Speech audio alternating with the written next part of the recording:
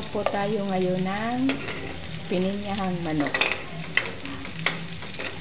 Inulan na po natin ang bawang. Sunod po ang sibuyas.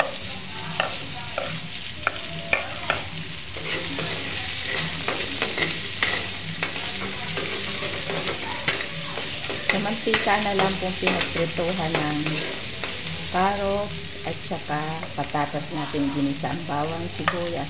Lalagyan ko po ng loya.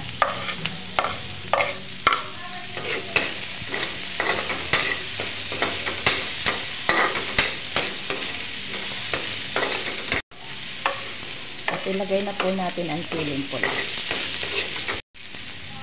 Ilagay na rin po natin ang manok.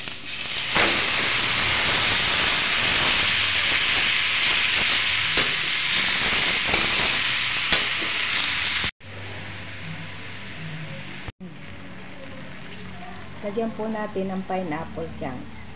Sinama ko po pati sabaw. Lagyan po natin ng chicken cubes.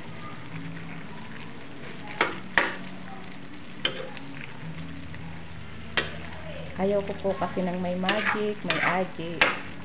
Pero paminsan-minsan po naglalagay. Hindi madalas.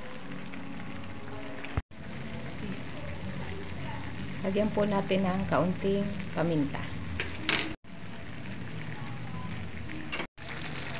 Lagyan po natin ng gata.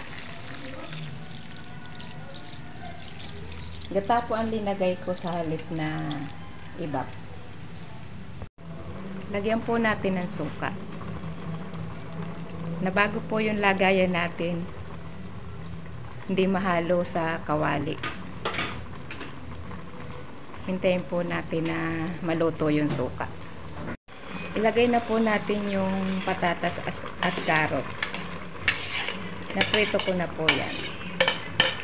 Nalagyan ko na rin po yan ng asin. Luto na po ang ating pininyahang manok.